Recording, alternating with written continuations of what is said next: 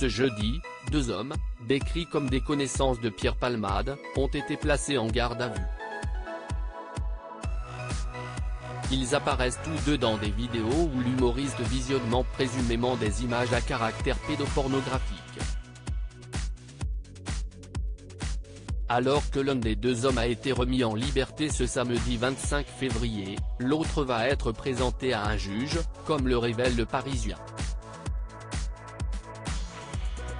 Ce que les Français appellent désormais l'affaire Pierre Palmade a pris une toute autre dimension. L'opinion publique croyait d'abord à un simple accident de la route qui, aussi dramatique soit-il, il a fait 3 blessés graves et causé la mort d'un bébé à naître, n'avait rien d'hors du commun. Mais très vite, les premières investigations ont relevé une circonstance aggravante, l'humoriste de 54 ans était sous l'emprise de la cocaïne lorsqu'il a pris le volant.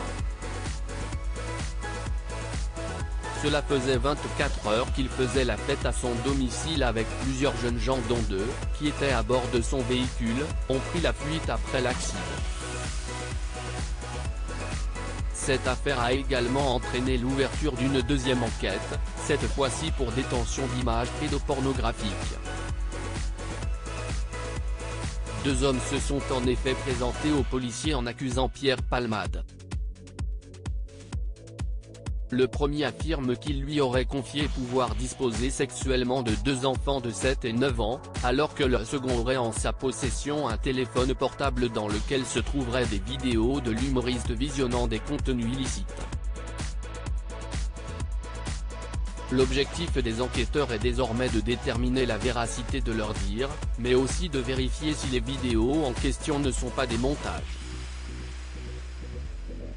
Un des 2 hommes a été remis en liberté alors que l'enquête se poursuit, 2 hommes ont été placés en garde à vue. Si l'un des 2, tous 2 sont décrits comme des connaissances de Pierre Palmade, a été remis en liberté ce samedi 25 février, comme le révèle Le Parisien. L'autre sera en revanche présenté à un juge d'instruction dans la journée en vue d'une possible mise en examen. Selon le parquet de Paris, les investigations vont se poursuivre dans le cadre d'une information judiciaire ouverte des chefs de détention, diffusion de fichiers pédopornographiques et consultation habituelle de sites pédopornographiques.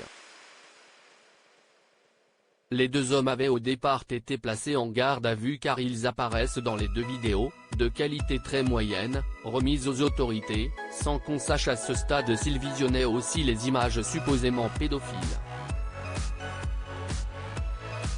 Il va sans dire que Pierre Palmade est innocent des faits dont il est accusé jusqu'à preuve du contraire.